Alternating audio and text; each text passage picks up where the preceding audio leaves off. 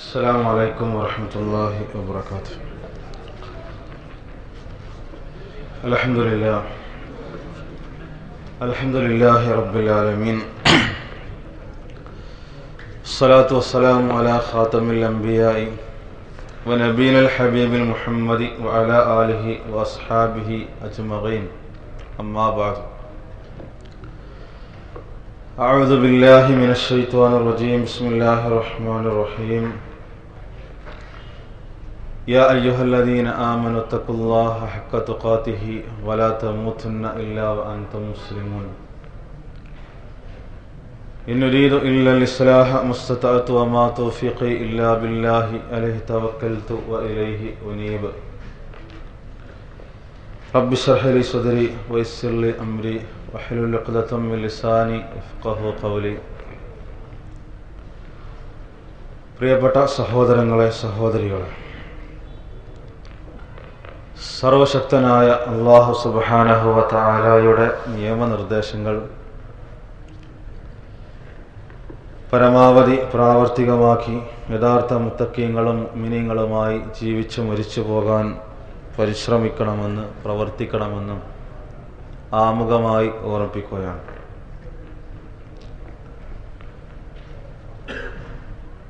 അഖീദ എന്ന വിഷയവുമായി ബന്ധപ്പെട്ടുകൊണ്ട് ഏതാനും കാര്യങ്ങൾ തൊട്ട് മുമ്പുള്ള ക്ലാസ്സിൽ നമ്മൾ വിശദീകരിക്കുകയുണ്ടായി. അത് പഠിക്കേണ്ടതിൻ്റെ പ്രാധാന്യം എന്താണ് എന്നതിനെ സംബന്ധിച്ച് മുൻഗാമികൾ പറഞ്ഞ കാര്യങ്ങൾ മാത്രമല്ല, ഒരാളുടെ പരലോകത്ത് രക്ഷയും ശിക്ഷയും നിർണയിക്കപ്പെടുന്നത് അഖീദയുടെ അടിസ്ഥാനത്തിലാണ്. ഒരു മനുഷ്യന്റെ വിശ്വാസം ശരിയായിട്ടില്ലെങ്കിൽ പരലോകത്ത് അയാൾക്കൊരിക്കലും വിജയം നേടാൻ കഴിയില്ലെന്നും നരകാവകാശിയായി തീരുമെന്നും നമ്മൾ മനസ്സിലാക്കി. രണ്ടാമതായി നമ്മൾ മനസ്സിലാക്കേണ്ടത്, ഇങ്ങനെ നമ്മൾ അഖീദയെക്കുറിച്ച് പഠിക്കുമ്പോൾ, വിശദീകരിക്കുമ്പോൾ, മനസ്സിലാക്കുമ്പോൾ ഒരു പ്രശ്നം നമ്മുടെ മുമ്പിലേക്ക് കടന്നു വരുന്നു.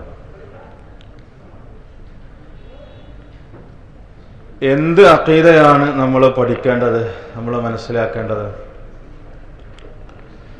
അതല്ലെങ്കിൽ ആര് പറയുന്ന അഖീദയാണ് നമ്മൾ വിശ്വസിക്കുകയും സ്വീകരിക്കുകയും ചെയ്യേണ്ടത്? ഇതൊരു ചോദ്യചിഹ്നമായി ഇന്നും പല മുസ്ലിങ്ങളുടെയും സഹോദരങ്ങളുടെയും മനസ്സിലുണ്ട് എന്നുള്ളത് ഒരു യാഥാർത്ഥ്യമാണ്. ഇത് അഖീദയുമായി ബന്ധപ്പെട്ട ഒരു പ്രശ്നം മാത്രമല്ല, അതല്ലാത്ത ഇസ്ലാമിക പല കാര്യങ്ങളിലും, കർമ്മപരമായ കാര്യങ്ങളിലാകട്ടെ, അതല്ലാത്ത നിലപാടുകൾ സ്വീകരിക്കുന്ന വിഷയത്തിലാകട്ടെ, ഏത് സ്വീകരിക്കണം, ഏത് തള്ളണം, ഏത് ഉൾക്കൊള്ളണം എന്നതിൽ ചില അവ്യക്തതകൾ നമുക്കിടയിൽ നിലനിൽക്കുന്നുണ്ട്.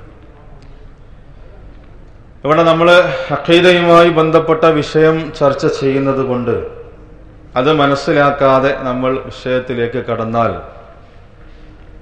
പല സംശയങ്ങളും നമ്മുടെ മനസ്സിലുണ്ടാകും. അവര് പറയുന്നത് അഖീദയല്ലേ, അവരും പറയുന്നത് ഖുർആനിന്റെയും സുന്നത്തിന്റെയും അടിസ്ഥാനത്തിലല്ലേ, എന്തുകൊണ്ട് അത് സ്വീകരിച്ചുകൂടാ, അത് തെറ്റാണ് എന്ന് നമുക്ക് പറയാനുള്ള മാനദണ്ഡം എന്താണ്? ഇങ്ങനെയുള്ള സംശയങ്ങൾ നമ്മുടെ മനസ്സിലുണ്ട്. അപ്പൊ ഇതിന്റെ വിഷയത്തിന്റെ മുന്നോടിയായിക്കൊണ്ട് ആരംഭത്തിൽ നമ്മൾ മനസ്സിലാക്കേണ്ട ചില കാര്യങ്ങൾ,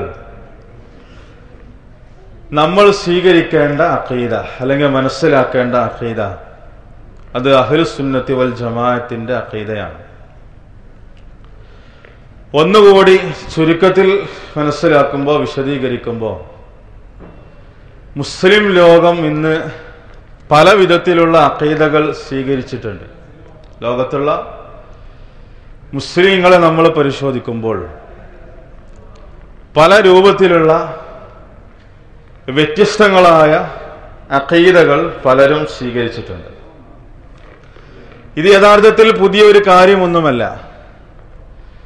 നബി സല്ലല്ലാഹു അലൈഹി വസല്ലമയുടെ മരണശേഷം തന്നെ മുസ്ലിങ്ങൾക്കിടയിൽ ഭിന്നിച്ചു പോയ ആളുകൾ ഉണ്ടായിട്ടുണ്ട്. ഇവരൊക്കെ അഖീദയിൽ തന്നെ ഭിന്നിപ്പുള്ള ആളുകളാണ്. അവർ ഇന്നും ലോകത്തുണ്ട്. അല്ലെങ്കിൽ അവരുടെ അതേ നിലപാടുകളും ആദർശങ്ങളും വിശ്വാസങ്ങളും സ്വീകരിച്ചു പോരുന്ന ആളുകൾ ഇന്നും മുസ്ലിം ലോകത്തുണ്ട്. മഹാനായ അലി റളിയല്ലാഹു അൻഹു ഭരിച്ചുകൊണ്ടിരിക്കുന്ന കാലഘട്ടത്തിൽ തന്നെയാണ് ഖവാരിജുകൾ ഉണ്ടായത്. അഹ്ലുസുന്നത്ത് വൽ ജമാഅത്തിന്റെ അതിൽ നിന്നും വ്യത്യസ്തമായ അഖീദ ഉൾക്കൊള്ളുന്നവരാണ് ഖവാരിജുകൾ. അതേപോലെ തന്നെ ആ കാലഘട്ടത്തിൽ തന്നെയാണ് ഷിഅത്തു അലി എന്ന് പറയുന്ന ഒരു വിഭാഗം. അലി റളിയല്ലാഹു അൻഹുവിനെ അനുകൂലിച്ചുകൊണ്ട് ആണ് ആദ്യം ഈ വിഭാഗം രംഗത്ത് വന്നത്. പിന്നീട് അലി റളിയല്ലാഹു അൻഹു ദൈവമാണ് എന്ന് പറയുന്ന ഒരു അവസ്ഥയിലേക്ക് വരെ ഇവരെത്തിച്ചേർന്നു. അവരിൽ തന്നെ 12ഓളം പ്രധാനപ്പെട്ട വിഭാഗങ്ങളുണ്ട്. അതല്ലാത്ത വേറെയും ഉപവിഭാഗങ്ങളുണ്ട്. ഇവരുടെ അഖീദ ഒന്ന് വേറെയാണ്. ഇതേപോലെ തന്നെ സ്വഹാബികൾ മരണപ്പെട്ടു പോകുന്നതിന്റെ മുമ്പ് തന്നെ പല വിധത്തിലുള്ള അഖീദകൾ മുസ്ലിം ലോകത്ത് കടന്നു വന്നിട്ടുണ്ട്. ഖവാരിജികളെപ്പോലെ, ഷിയാക്കളെപ്പോലെ ഖദരിയ്യത്ത് മറ്റൊരു വിഭാഗമാണ്. ഇത് ഞാൻ ആദ്യമേ സൂചിപ്പിക്കാനുള്ള കാരണം, നമ്മളൊരു വിഷയം പറയുമ്പോൾ ആ സംഗതി തെറ്റാണ് എന്ന് പറയേണ്ടി വരും, അതല്ലെങ്കിൽ അതാണ് ശരി എന്ന് പറയേണ്ടി വരും. ഇത് നമ്മൾ എന്ത് മാനദണ്ഡമാണ് നമ്മൾ സ്വീകരിക്കുന്നത് എന്ന് നമ്മൾ പഠിക്കണം. നമ്മളൊരു മീറ്റിംഗ് കൂടി അല്ലെങ്കിൽ ഒരു യോഗം കൂടി അത് ശിർക്ക്, അല്ലെങ്കിൽ അത് തൗഹീദ്, അത് ബിദ്അത്ത്, അല്ലെങ്കിൽ അത് സുന്നത്ത് എന്ന് തീരുമാനിക്കുകയല്ല നമ്മൾ ചെയ്യുന്നത്. ഇതിനൊരു മാനദണ്ഡമുണ്ട്. അവർ പറയുന്നത് ശരി, അല്ലെങ്കിൽ ഇന്ന ആളുകൾ പറയുന്നത് തെറ്റ്. ഇതിന്റെ മാനദണ്ഡം എന്താണ്? അല്ലെങ്കിൽ എന്തിന്റെ അടിസ്ഥാനത്തിലാണ് നമ്മൾ ഇത് വിശദീകരിക്കുന്നത്? അവരുടെ അഖീദ തെറ്റാണ്, അല്ലെങ്കിൽ അവരാ സ്വീകരിച്ചിരിക്കുന്ന നിലപാട് അഹ്ലുസുന്നത്ത് വൽ ജമാഅത്തിന്റെ നിലപാടുകൾക്കെതിരാണ്. ആ വിഷയത്തിലേക്കാണ് ഞാൻ നിങ്ങളുടെ ശ്രദ്ധ കൊണ്ടുപോകുന്നത്. അപ്പൊ ഇങ്ങനെ ഖദരിയ്യത്ത് ഉണ്ടായിട്ടുണ്ട്. ഏത് സ്വഹാബികൾ മരിച്ചു പോകുന്നതിന്റെ മുമ്പ് തന്നെ ഖദരിയ്യത്ത്, ഖദറിനെ നിഷേധിക്കുന്ന ആളുകളാണ് ഖദരിയ്യത്ത്. ഇൻഷാ അല്ലാഹ് ഇതൊക്കെ നമ്മുടെ വിഷയത്തിലേക്ക് കടന്നു വരും. ഇതേപോലെ തന്നെ മുഅ്തസിലത്ത്, ഇങ്ങനെ ജഹ്മിയ്യത്ത്, മുർജിയത്ത്, ഇങ്ങനെ ഒരുപാട് ആളുകൾ, അഖീദകള്, ചിന്താധാരകള്, വ്യതിയാന കക്ഷികള് മുസ്ലിം ലോകത്ത് ഉണ്ടായിട്ടുണ്ട്. ഇനി നമ്മൾ ഇന്ന് ആധുനിക കാലഘട്ടം പരിശോധിച്ചാലും അഖീദകൾ വ്യത്യസ്തമാണ്. നമ്മുടെ കേരളത്തിലാണെങ്കിലും ഇന്ത്യയിലാണെങ്കിലും പിന്നെ ലോകത്താണെങ്കിലും വ്യത്യസ്തമായ അഖീദകളുണ്ട്. ചിലപ്പോൾ നമ്മൾ മദ്രസകളിലൊക്കെ പഠിച്ചിട്ടുള്ള അഖീദ അതൊന്ന് വേറെ ഇരിക്കും. ഇപ്പൊ നമ്മൾ പറയാൻ പോകുന്നത് ചിലപ്പോൾ വേറെ ആയിരിക്കും. ഇതുവരെ പഠിച്ചതിന് വിരുദ്ധമായ വിശ്വാസങ്ങളോ കാര്യങ്ങളോ ആയിരിക്കും നമ്മൾ പറയാൻ പോകുന്നത്. ഇപ്പൊ നമ്മുടെ കേരളത്തിൽ തന്നെ നിങ്ങൾ നോക്കൂ, എത്ര അഖീദയാ, ഓരോ മദ്ഹബുകള്, ഓരോ ത്വരീഖത്തുകള്. ചെറുപ്പത്തിൽ തന്നെ പലരും പഠിച്ചിട്ടുണ്ടാകും. കർമ്മപരമായി 4-ൽ ഏതെങ്കിലും ഒരു മദ്ഹബിനെ തഖ്ലീദ് ചെയ്യണം, വിശ്വാസപരമായി 2-ൽ ഏതെങ്കിലും ഒരു ത്വരീഖത്തിനെ തഖ്ലീദ് ചെയ്യണം. നമ്മുടെ കേരളത്തിൽ വളരെ വ്യാപിച്ച ഒരു ത്വരീഖത്താണ്, അല്ലെങ്കിൽ ഒരു അഖീദയാണ് അശ്അരി ത്വരീഖത്ത്. അതൊരു അഖീദയാണ്. അത് തെറ്റല്ല എന്ന് നമ്മൾ പറയുന്നത്, അല്ലെങ്കിൽ അത് തെറ്റാണ് എന്ന് പറയുന്നത് എന്തിന്റെ അടിസ്ഥാനത്തിലാണ്? ഇതാണ് നമ്മൾ മനസ്സിലാക്കേണ്ടത്. അതേപോലെ തന്നെ മാതുരീദി, അതൊരു അഖീദയാണ്, അതൊരു നിലപാടാണ്, ഒരു ആദർശമാണ്, അതൊരു വിശ്വാസമാണ്. ഇന്നും കേരളത്തിലെ നമ്മുടെ വിഷയം വരുമ്പോൾ നമുക്ക് മനസ്സിലാകും, മഹാഭൂരിപക്ഷം വരുന്ന മുസ്ലിങ്ങളുടെയും വിശ്വാസം അത് അശ്അരി മദ്ഹബിന്റെ അല്ലെങ്കിൽ അശ്അരി ത്വരീഖത്തിന് അടിസ്ഥാനമാക്കിയിട്ടുള്ള വിശ്വാസമാണ്. നമ്മൾ പറയുന്നു അത് തെറ്റാണ്. എന്തിന്റെ അടിസ്ഥാനത്തിൽ നമ്മൾ പറയുന്നത് തെറ്റാണ് എന്ന് അതാണ് നമ്മൾ മനസ്സിലാക്കേണ്ടത്. അതേപോലെ തന്നെ കർമ്മപരമായിട്ട് സ്വീകരിക്കപ്പെടുന്ന വിശ്വാസങ്ങൾ, കാര്യങ്ങൾ, അതിലും അബദ്ധങ്ങളുണ്ട്. മാത്രമല്ല മറ്റൊരു ചിന്താഗതി നമ്മുടെ നാട്ടിലുള്ളത്, മഹാഭൂരിപക്ഷത്തിന്റെ അഖീദ എന്താണോ അത് നമ്മൾ സ്വീകരിക്കണം. അങ്ങനെ വിശ്വസിക്കുന്ന ആളുകൾ നമുക്കിടയിലുണ്ട്. മഹാഭൂരിപക്ഷം സ്വീകരിച്ചു പോരുന്ന അഖീദ എന്താണോ, വിശ്വാസം എന്താണോ അതാണ് നമ്മൾ സ്വീകരിക്കേണ്ടത്. അതിനെതിരായിട്ടുള്ള ഒരു അഖീദയും നമ്മൾ സ്വീകരിക്കാൻ പാടില്ല എന്ന് വിശ്വസിക്കുന്ന, മനസ്സിലാക്കിയിട്ടുള്ള ആളുകളുണ്ട്. അതേപോലെ തന്നെ ഇതുവരെ നമ്മൾ സ്വീകരിച്ചു പോന്നിരുന്ന നിലപാട് എന്താണോ അതിൽ തന്നെ ആ വിശ്വാസം തന്നെയാണ് സ്വീകരിക്കേണ്ടത് എന്ന് പറയുന്ന ആളുകളുണ്ട്. എന്റെ ഉപ്പ അങ്ങനെ വിശ്വസിച്ചു, ഉപ്പാന്റെ ഉപ്പ, എന്റെ പിതാക്കൾ, എന്റെ ഉമ്മ, എന്റെ വല്യമ്മ, എന്റെ ഉമ്മാമ്മമാര്, എന്റെ മഹല്ലിലെ ആളുകൾ, കാരണവന്മാര്, പൂർവ്വ പിതാക്കള്, അവരെന്തൊരു അഖീദ സ്വീകരിച്ചോ, അവരെന്തൊരു നിലപാട് സ്വീകരിച്ചോ ആ അഖീദയും വിശ്വാസവും നിലപാടും ആദർശവുമാണ് സ്വീകരിക്കേണ്ടത് എന്ന് വിശ്വസിക്കുന്ന ആളുകൾ നമുക്കിടയിലുണ്ട്. അപ്പോൾ ഇവിടൊക്കെ നമ്മൾ അടിസ്ഥാനപരമായിട്ട് മനസ്സിലാക്കേണ്ട മാനദണ്ഡം, അത് ഒരു ഹദീസ് ലൈഫാണോ എന്ന് പറയുന്നിടത്തും സഹീഹാണെന്ന് പറയുന്നിടത്തും ആ അഖീദ തെറ്റാണ് എന്ന് പറയുന്നിടത്തും എന്തിനെയാണ് നമ്മൾ മാനദണ്ഡമാക്കുന്നത്? എന്തിന്റെ അടിസ്ഥാനത്തിലാണ് നമ്മൾ ഇത് അഹ്ലുസ് സുന്നത്ത് വൽ ജമാഅത്തിന്റെ അഖീദയാണ് എന്ന് പറയുന്നത്, അല്ലെങ്കിൽ ഇത് ബിദ്അത്തിന്റെ ആളുകളുടെ അഖീദയാണ് എന്ന് പറയുന്നത്? മാത്രമല്ല ഇവിടെ വലിയൊരു പ്രശ്നം കൂടി നിലനിൽക്കുന്നത് എന്താണെന്ന് ചോദിച്ചാൽ, മുസ്ലിം ലോകത്തുള്ള എല്ലാ ആളുകളും, അത് ഏത് അഖീദ സ്വീകരിച്ച ആളുകളാണെങ്കിലും പറയുന്നത് ഞങ്ങൾ ഖുർആനിന്റെയും സുന്നത്തിന്റെയും അടിസ്ഥാനത്തിലുള്ള അഖീദയാണ് ഞങ്ങൾ സ്വീകരിച്ചിരിക്കുന്നത്. ഇതെല്ലാവരും പറയുന്നു. ഷിയാക്കൾ പറയുന്നു, ഖവാരിജികൾ പറയുന്നു, ഖദരിയത്തിന്റെ ആളുകൾ പറയുന്നു, അല്ലെങ്കിൽ അശ്അരി മദ്ഹബ് ത്വരീഖത്ത് സ്വീകരിച്ച ആളുകൾ പറയുന്നു, അതല്ലാത്ത ആളുകളും എല്ലാവരും പറയുന്നത് എന്താണ്?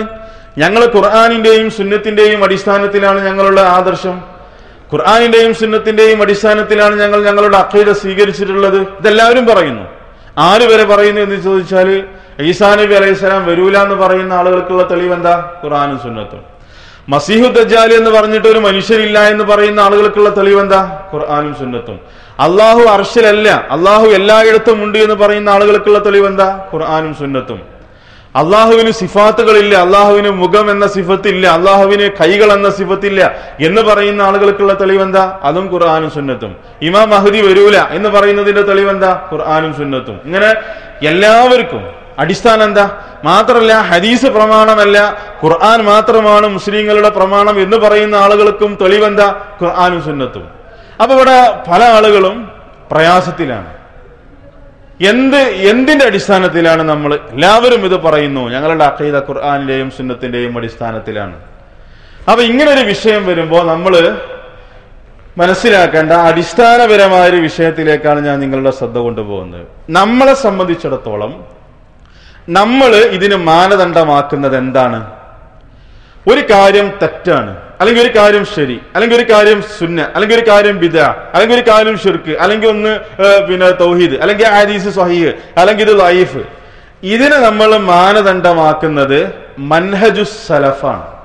നമ്മൾ പഠിക്കണം, ഈ വിഷയം നമ്മൾ പഠിക്കണം. മൻഹജുസ് സലഫി എന്നുള്ളത് ഒരു പ്രമാണമല്ല, അതൊരു മാനദണ്ഡമാണ്, അതൊരു മെത്തഡോളജിയാണ്, അതൊരു രീതി ശാസ്ത്രമാണ്. എന്ത്? മൻഹജുസ് സലഫി എന്നുള്ളത്. ഈ മൻഹജുസ് സലഫിനെ ആധാരമാക്കിയിട്ടാണ് നമ്മൾ നന്നായിട്ട് മനസ്സിലാക്കണം. ഏതൊരു വിഷയത്തിലാണെങ്കിലും, അത് അഖീദയിലാകട്ടെ, കർമ്മപരമായ കാര്യങ്ങളിലാകട്ടെ, എന്ത് വിഷയങ്ങളിലാകട്ടെ, നമ്മൾ ആധാരമാക്കുന്നത്, നമ്മൾ അടിസ്ഥാനമാക്കുന്നത്, നമ്മൾ കൈക്കൊള്ളുന്നത് മൻഹജുസ് സലഫിനെയാണ്. ഈ മൻഹജുസ് സലഫിനെ ആധാരമാക്കിയിട്ടാണ് നമ്മൾ ഒരു കാര്യം ബിദഅത്ത് എന്ന് പറയുന്നത്. ഈ മൻഹജുസ് സലഫിനെ ആധാരമാക്കിയിട്ടാണ് നമ്മൾ ഒരു കാര്യം ഷിർക്ക് എന്ന് പറയുന്നത്. ഈ മൻഹജുസ് സലഫിനെ ആധാരമാക്കിയിട്ടാണ് നമ്മൾ ഒരു കാര്യം തൗഹീദ് എന്ന് പറയുന്നത്.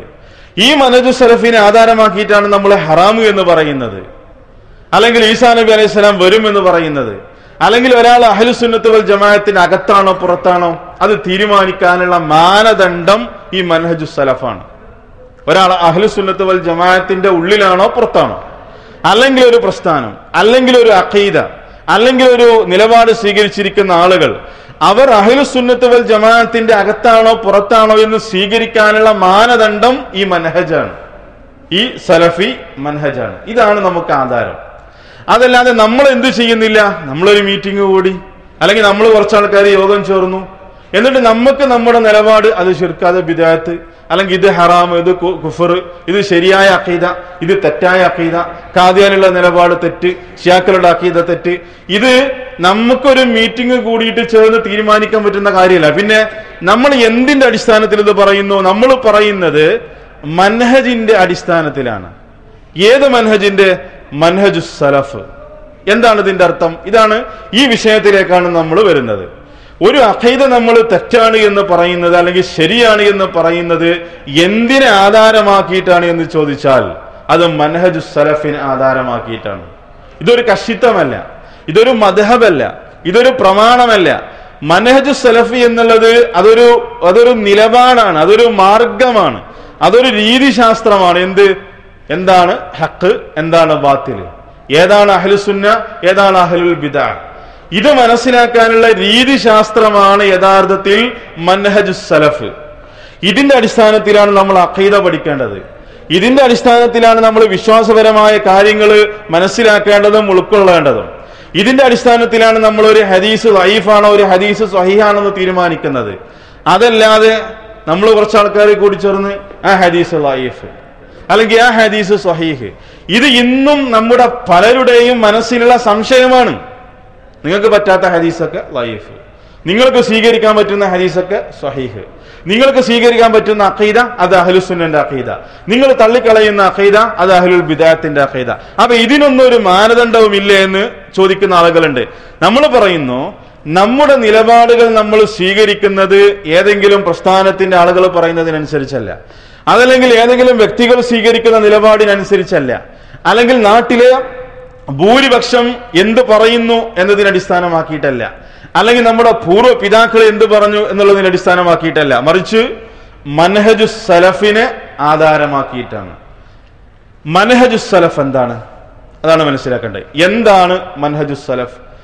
മനഹജ് എന്ന് പറയുന്നത് അതിന്റെ അർത്ഥം മാർഗം എന്നാണ്. ഞാൻ പറഞ്ഞു, അതൊരു പ്രമാണമല്ല, അതൊരു രീതിശാസ്ത്രമാണ്. തെളിവുകൾ സ്വീകരിക്കേണ്ട രീതിശാസ്ത്രം, നിലപാടുകൾ ആദർശം സ്വീകരിക്കേണ്ട രീതിശാസ്ത്രം. ഇത് മനസ്സിലാക്കി കഴിഞ്ഞാൽ ഒരു പ്രശ്നം ഉണ്ടാവില്ല.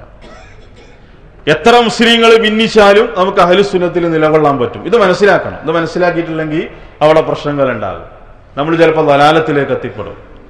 മനഹജ് എന്ന് പറഞ്ഞാൽ അതിന്റെ അർത്ഥം മാർഗം, സലഫി എന്ന് പറഞ്ഞാൽ അതിന്റെ അർത്ഥം മുൻഗാമികൾ, പൂർവികർ. ഈ മാർഗം, ഇതിനെ ആധാരമാക്കി, ഇതിനെ അവലംബമാക്കി നമുക്ക് തീരുമാനിക്കാൻ പറ്റും എന്ത്? ആ അഖീദ ശരിയാണോ അല്ലേ, അത് അഹ്ലുസുന്നന്റെ അഖീദയാണോ അല്ലേ. ഇത് ഞാൻ എന്തിന്റെ അടിസ്ഥാനത്തിലാണ് ഇത് പറയുന്നത്? ഇത് ഞാൻ എന്റെ സ്വന്തം നിഗമനമല്ല. മഹാനായ റസൂൽ കരീം സല്ലല്ലാഹു അലൈഹി വസല്ലം ഇത് പറഞ്ഞു തന്നിട്ടുണ്ട്. എന്താ പറഞ്ഞത്? പ്രവാചക തിരുമേനി സല്ലല്ലാഹു അലൈഹി വസല്ലമയുടെ എണ്ണമറ്റ ഹദീസുകൾ, അതിൽ പലതും പ്രവചനങ്ങളാണ്. നബി സല്ലല്ലാഹു അലൈഹി വസല്ലമ വരാനിരിക്കുന്ന സംഭവങ്ങളെ പ്രവചിച്ചതാണ് മുഅ്ജിസത്തായിട്ട്. അതിൽപ്പെട്ട ഒരു ഹദീസ് വളരെ പ്രസിദ്ധമായ, പല ക്ലാസ്സുകളിലും ഖുതുബകളിലും വഅദുകളിലും നമ്മൾ കേട്ട വളരെ പ്രസിദ്ധമായ ഹദീസാണ്. ഈ ഉമ്മത്തിന്റെ ഭിന്നിപ്പിനെ കുറിച്ച് നബി സല്ലല്ലാഹു അലൈഹി വസല്ലം പറഞ്ഞ ഹദീസ്. എന്താണ് ഹദീസിലുള്ളത്? പ്രവാചക തിരുമേനി സല്ലല്ലാഹു അലൈഹി വസല്ലം പഠിപ്പിക്കുന്നു എന്ത്? ഈ ഉമ്മത്തിന് വരാനിരിക്കുന്ന ഒരു സംഗതിയെ കുറിച്ച്. ആ ഹദീസിലുള്ളത് പ്രകാരമാണ്. ഇർബാദ് ബിൻ റളിയല്ലാഹു തആല അൻഹു, സാരിയത്ത് റളിയല്ലാഹു അൻഹു വിശദീകരിക്കുന്ന ഹദീസാണ്. ആ ഹദീസിൽ നബി സല്ലല്ലാഹു അലൈഹി വസല്ലം പറയുന്നത്, ഇസ്രായേലിയർ ജൂതന്മാർ 72 വിഭാഗമായിട്ട് ഭിന്നിച്ചു, 71 വിഭാഗമായിട്ട് ഭിന്നിച്ചു. ആര്? ജൂതന്മാർ. ജൂതന്മാർ 71 വിഭാഗമായി അവരെ ഭിന്നിച്ചു. ക്രിസ്ത്യാനികൾ 72 ഭിന്നിച്ചു. എന്റെ ഉമ്മത്ത് 73 ഭിന്നിക്കും. ഇത് നബി സല്ലല്ലാഹു അലൈഹി വസല്ലമയുടെ ഹദീസാണ്. എണ്ണമറ്റ നിവേദന പരമ്പരകളിലൂടെ വന്നിട്ടുള്ള സ്വഹീഹായ ഹദീസാണ്. 73 എന്റെ ഉമ്മത്ത് ഭിന്നിക്കും എന്നാണ്. അപ്പൊ ഭിന്നിക്കും എന്നുള്ളത് അള്ളാന്റെ തീരുമാനമാണ്, റസൂലുള്ളാഹിന്റെ തീരുമാനമാണ്. ഖുർആനിൽ അതിന് തെളിവുണ്ട്, ഹദീസുകളിൽ തെളിവുണ്ട്. അപ്പൊ ഭിന്നിപ്പുണ്ടാകുമ്പോ എന്ത് ചെയ്യണം? ആകെ സങ്കടപ്പെട്ട് വിഷമിച്ച് ഇനി ഞാൻ ഒന്നുമില്ല എന്ന് പറഞ്ഞിട്ട് മാറി നിൽക്കണം എന്നല്ല അള്ളാഹുവിന്റെ റസൂല് പറയുന്നത്. അതല്ലാതെ ഇവിടെ വേറെ ചില ആളുകൾ പുലർത്തി പോരുന്ന നിലപാടുണ്ട്. അത് ഒരു സ്വാഭാവികമായ സംശയമാണ്.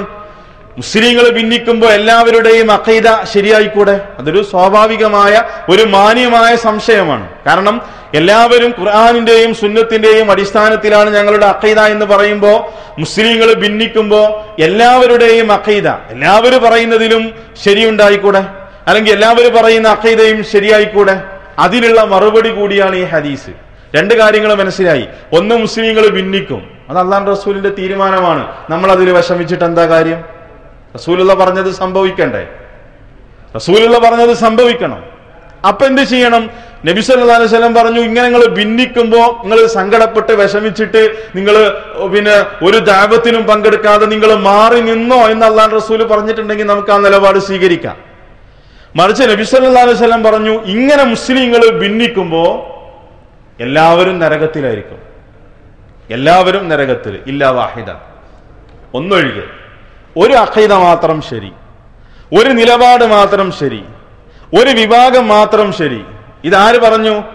മഹാനായ മുഹമ്മദ് നബി സല്ലല്ലാഹു അലൈഹി വസല്ലം തിരുമേനി റസൂലുള്ളാഹി സ്വല്ലല്ലാഹു അലൈഹി വസല്ലം. അപ്പൊ ഒന്ന് മാത്രം ശരി, മറ്റുള്ളതെല്ലാം തെറ്റായ അഖീദ, വിശ്വാസം, നിലപാട്. ഇത് തീവ്രവാദമല്ല, ഇത് ഭീകരവാദമല്ല, ഇത് കശിത്തമല്ല. ഇതാര് പറഞ്ഞതാ?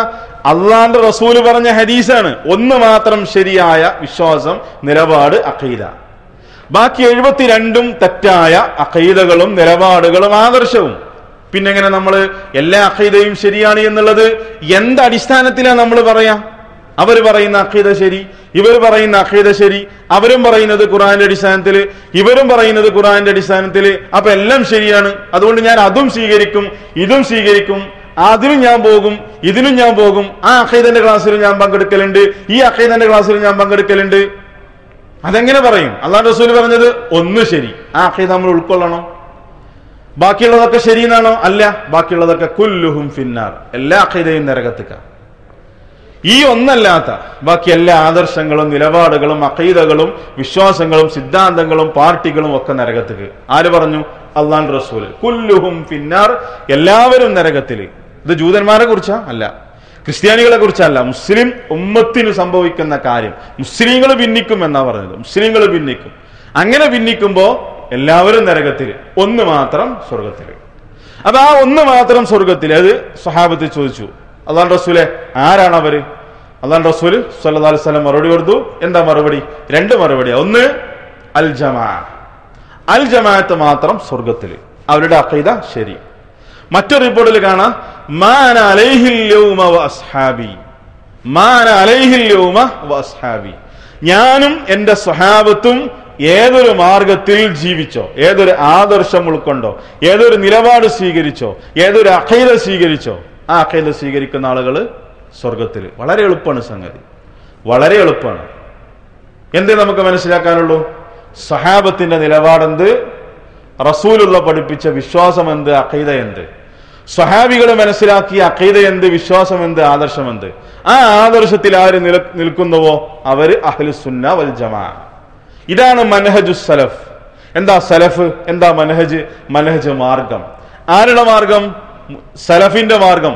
ആരാ സലഫുകള്? മുൻഗാമികള്. ആരാ മുൻഗാമികള്?